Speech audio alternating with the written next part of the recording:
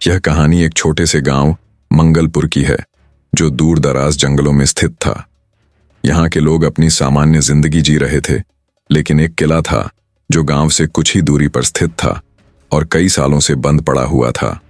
किले के बारे में गांव में कई प्रकार की अजीब और डरावनी कहानियां प्रचलित थीं। कहा जाता था कि किले के भीतर कुछ खौफनाक घटनाएं होती थीं जो लोग कभी नहीं जानते थे। कई लोग यह भी कहते थे कि किले में अंधेरे के राज छिपे हैं जिन्हें जानना या खोलना किसी के लिए भी सुरक्षित नहीं था। कुछ समय बाद 4 दोस्त जो बचपन से एक दूसरे के साथ थे, एक दिन उस किले का रहस्य जानने की योजना बनाते हैं। वे इस किले का अनावरण करने का विचार करते हैं और यकीन करते हैं कि वहां कुछ दिलचस्प मिलेगा। वे गांव के मुख्य मार्ग से होते हुए किले के पास पहुंचते हैं और देखते हैं कि किले का दरवाजा भी काफी पुराना और जंग लगा हुआ है। लेकिन किसी ने दरवाजा खोलने की कोशिश की तो दरवाजा खुल जाता है और चारों दोस्त किले में प्रवेश करते हैं। किले के अंदर बहुत अजीब सी शांति थी। दीवारों पर घने जाले लगे थे और हर तरफ घना अंधेरा था। वहां की हवा में ठंडक महसूस हो रही थी, जैसे कोई अदृश्य शक्ति वहां मौजूद हो। कुछ समय बाद एक पुरानी किताब उनके हाथ लगी जो रहस्यमयी भाषा में लिखी हुई थी। जैसे ही किसी ने उस किताब के पन्ने पलटे, एक ठंडी हवा का झोंका आया और अचानक दरवाजा बंद हो गया। चारों दोस्त डर के मारे चौंक गए और उन्हें समझ में नहीं आया कि अब क्या करें। इस बीच कुछ अजीब घटनाएं घटनी शुरू होती हैं। किले में एक घना धुआं फैलने लगता है और चारों दोस्तों को एक आवाज सुनाई देती है जो किसी औरत की थी। यह आवाज कह रही थी, तुम लोग आ गए हो, अब तुम्हें अंधेरे के राज का सामना करना होगा। वे सभी डर से सिहर उठे और एक दूसरे को देखकर सोचने लगे कि अब क्या किया जाए।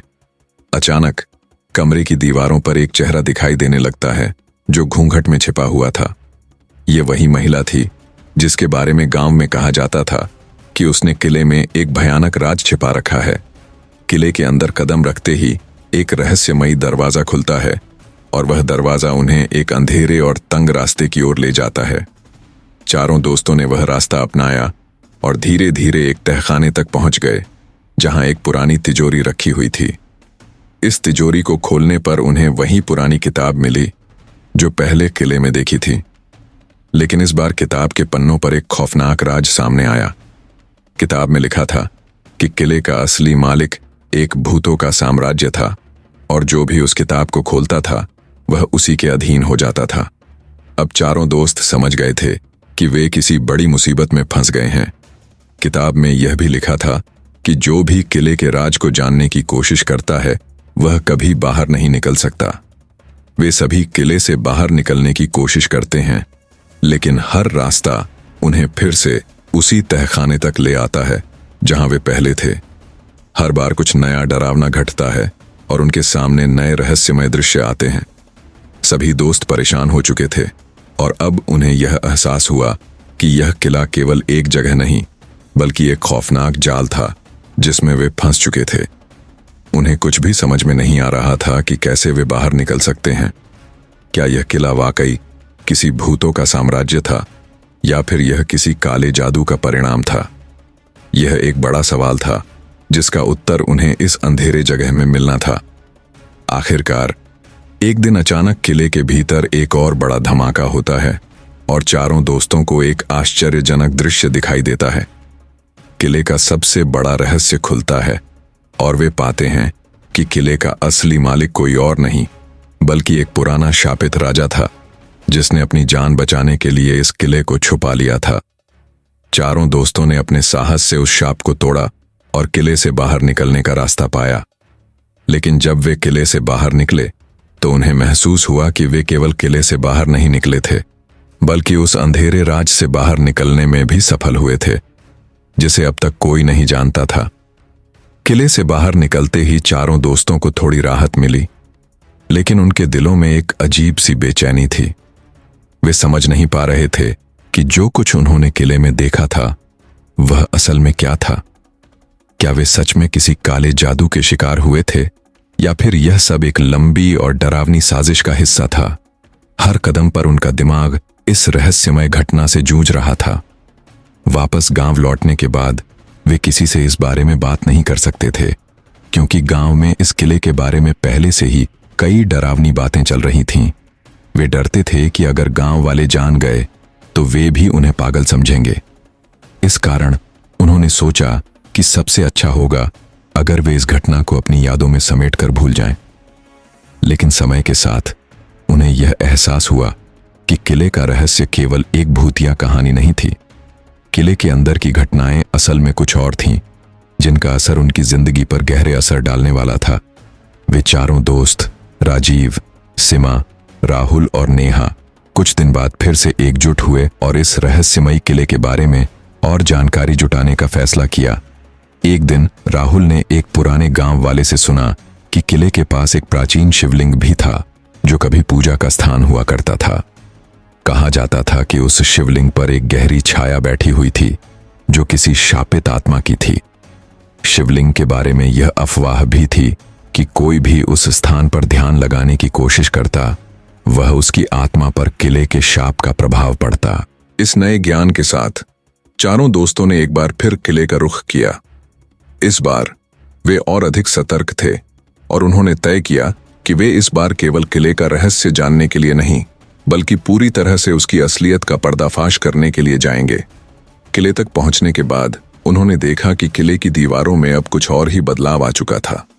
वह अंधेरा, जो पहले केवल एक राक्षसी शक्ति की तरह लगता था, अब उन्हें कहीं ज्यादा प्रकट और मजबूत महसूस हो रहा था। किले के अंदर अब कुछ अजीब सी आवाजें आने लगी थीं, जैसे कहीं दूर से कोई चीखें सुनाई दे रही हों।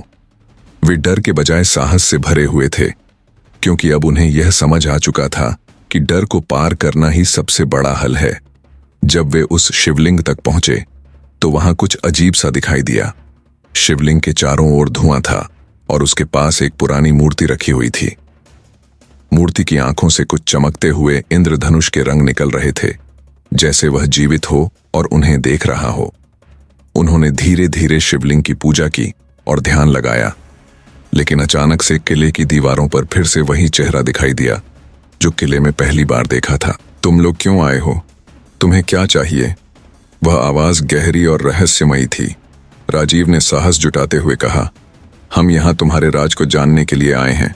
हम यह समझना चाहते हैं कि यह किला और उसकी शक्ति क्या है। उस आवाज ने एक हंसी की आवाज की और किले के अंदर का माहौल और भी डरावना हो गया। फिर वही महिला का चेहरा प्रकट हुआ और बोला, तुम लोग जो भी करना चाहते हो करो, लेकिन याद रखना, यह किला और इसकी शक्तियां तुम्हारे लिए नहीं है। तुमने जिस किताब को खोला था वह केवल एक शुरुआत थी।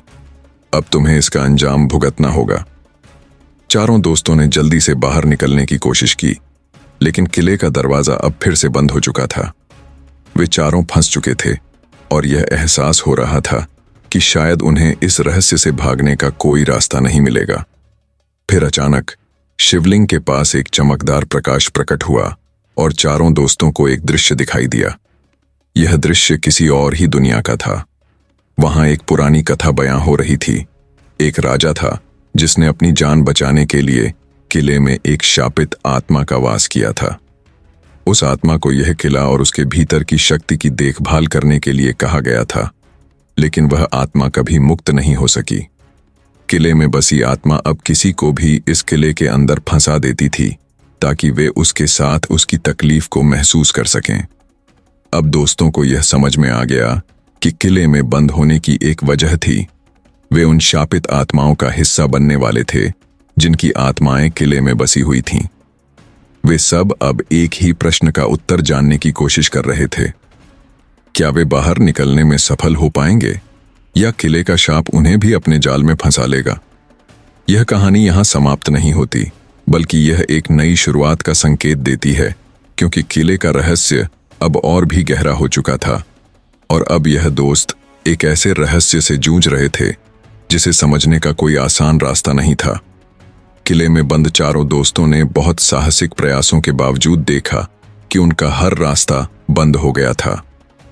वे जिस अंधेरे और डरावने वातावरण में थे वह उन्हें धीरे धीरे घेरने लगा, लेकिन अब वे यह समझ चुके थे कि अगर वे डर कर हार मानते तो किले का शाप हमेशा के लिए उनका पीछा करता रहेगा। राजीव, सीमा, राहुल और नेहा ने एकजुट होकर अपने डर को खत्म करने का फैसला किया। उन्होंने वह पुरानी किताब फिर से खोली जो उन्होंने पहली बार किले में पाई थी।